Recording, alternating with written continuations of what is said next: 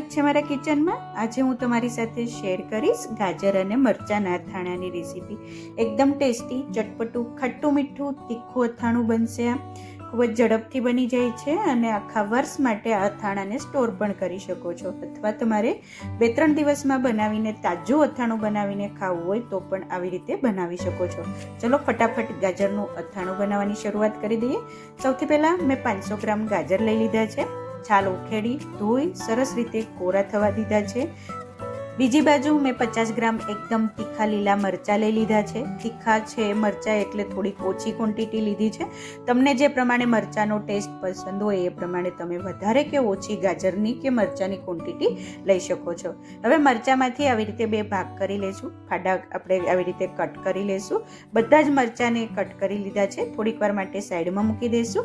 ગાજરની પણ પતલી પતલી આપણે ચીરીઓ કરી લઈશું। આવી રીતે 2 ઇંચ જેટલા કટ કરી એની સ્લાઇસ કરી અને એકદમ પતલી એવી આપણે એની સ્લાઇસ કરી લઈશું, જેથી ગાજર છે એ જલ્દીથી ગળી જશે, ખાવામાં પણ ઇઝી રહેશે અને તમારે તાજે તાજું અથાણું ખાવું હોય તો પણ તમે ખાઈ શકો છો। બધા જ ગાજરને સરસ રીતે સ્લાઇસ થઈ ગઈ છે। આવી રીતે હું ચોપિંગ બોર્ડ ઉપર જ પોળા કરી દઈશ, તમારે કોરા કપડામાં પણ તમે લઈ શકો છો અને થોડીક વાર માટે 10 થી 15 મિનિટ પંખા નીચે અથવા ખુલ્લી જગ્યામાં તમે મૂકી દેશો તો સરસ રીતે જે ભેજવાળો ભાગ છે એ જતો રહેશે, થોડાક કોરા મોરા થઈ જશે। બીજી બાજુ મરચાંને પણ પ્લેટની અંદર જ પોળા કરી થોડીક વાર માટે પંખા નીચે મૂકી દઈશું અથવા કોરાક થવા માટે ખુલ્લી જગ્યામાં મૂકી દઈશું। બીજી બાજુ આપણે 2 કપ જેટલું તેલને ગરમ કરવા મૂકી દઈશું। એક તપેલીની અંદર 2 કપ તેલ એડ કરી એકદમ ગરમ, ધુમાડા નીકળે એટલું ગરમ થવા દેવાનું। પછી ગરમ થઈ જાય એટલે આપણે ગેસની ફ્લેમ બંધ કરી દઈશું। ઠંડુ થાય ત્યાં સુધી આપણે રાહ જોઈશું। બીજી બાજુ આપણે બોળાની તૈયારી કરી લઈએ। એક પેનની અંદર 2 ટેબલ સ્પૂન વરિયાળી એડ કરી દઈશું। 1/2 ટીસ્પૂન મેથી દાણા એડ કરી દઈશું। 1/2 ટીસ્પૂન આપણે આખું જીરું આવે એ એડ કરી દઈશું, ખૂબ જ સરસ એવી ફ્લેવર આવશે। 1/2 ટીસ્પૂન આપણે રાઈના દાણા એડ કરી દઈશું અને 1/2 ટેબલ સ્પૂન આપણે રાઈના જે કુરિયા આવે એ એડ કરી ધીમા તાપે આ બધી વસ્તુને આપણે 1 થી 2 મિનિટ શેકાવા દઈશું।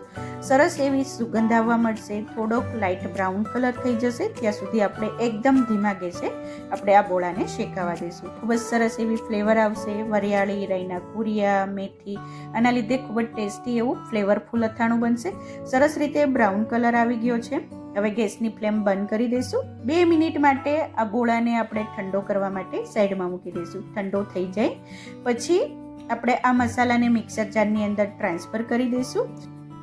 સાથે આપણે બીજા મસાલા એડ કરી દઈએ। 1/2 ટેબલ સ્પૂન કાશ્મીરી લાલ મરચું પાવડર એડ કરી દઈશું। 1/2 ટીસ્પૂન હિંગ એડ કરશું। 1/2 ટીસ્પૂન સંચળ પાવડર એડ કરી દઈશું।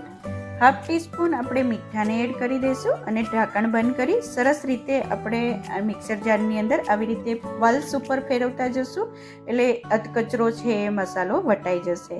આપણે એકદમ ફાઇન એવો પીસવાનો નથી, આવી રીતે અધકચરો થોડુંક દાણેદાર બોળો રહે એવી રીતે આપણે પીસી લઈશું। હવે એક બાઉલની અંદર આપણે ગાજર સરસ રીતે સુકાઈ ગયા છે, ડ્રાય થઈ ગયા છે એ એડ કરી દઈશું। સાથે આપણે મરચાંને પણ એડ કરી દઈશું અને જે આપણે બોળો પીસીને રાખ્યો તો, જે મસાલા આપણે રોસ્ટ કરી જે પાવડર બનાવ્યો તો એ બધો જ આપણે આની અંદર એડ કરી દઈશું। 1 ટેબલ સ્પૂન આચાર મસાલો એડ કરશું। 1/2 ટીસ્પૂન કલોંજી એડ કરી દઈશું। કલોંજી ચોક્કસથી એડ કરવી, ખૂબ જ ટેસ્ટી અને ફ્લેવરફુલ અથાણું લાગશે। સરખી રીતે મિક્સ કરી દઈશું। 10 મિનિટ માટે આ મિશ્રણને સાઈડમાં મૂકી દઈશું એટલે સરસ રીતે બોળો છે એ ગાજર મરચાં જોડે સેટ થઈ જાય। 10 મિનિટ પછી તમે જોઈ શકો છો સરસ રીતે બોળો છે એ ચોટી ગયો છે ગાજર એની જોડે અને હવે આની અંદર તેલ છે એ આપણે એડ કરી દઈશું। તેલ એકદમ ઠંડુ થઈ જાય પછી જ એડ કરવાનું છે, ગરમ તેલ હશે તો અથાણું છે એ બગડી જશે। એકદમ ઠંડુ થઈ જાય પછી તેલ એડ કરી દેવાનું। હવે છેલ્લે આપણે 2 ચમચી વિનેગર એડ કરી દઈશું, જેનાથી અથાણું છે આખા વર્ષ માટે બગડશે પણ નહીં અને ટેસ્ટી પણ લાગશે। સરખી રીતે મિક્સ કરી દઈશું। ફરીથી 10 થી 15 મિનિટ અથાણાને આપણે સેટ થવા દઈશું। આવી રીતે પ્રેસ કરી દઈશું એટલે તેલ છે થોડીક વારમાં ઉપર આવી જશે। 15 થી 20 મિનિટ પછી તમે જોઈ શકો છો કે સરસ રીતે તેલ ઉપર આવી ગયું છે। સરખી રીતે મિક્સ કરી દઈશું અને હવે આ ગાજર મરચાંનું અથાણું ખાવા માટે રેડી છે। આ અથાણાને તમે આવી રીતે ફ્રેશ પણ ખાઈ શકો છો, અથવા તમે આવી રીતે કોઈ પણ એરટાઇટ બરણીની અંદર ભરી આખા વર્ષ માટે સ્ટોર પણ કરી શકો છો. જ્યારે તમે બરણીની અંદર અથાણું ભરો ત્યારે ખાસ એ વાતનું ધ્યાન રાખવાનું કે બરણી છે એકદમ ચોખ્ખી અને કોરી હોવી જોઈએ. એકદમ ભેજવાળી કે પાણીવાળી બરણીની અંદર અથાણું ભરશો તો અથાણું છે એ બગડવાના ચાન્સીસ વધારે હોય છે.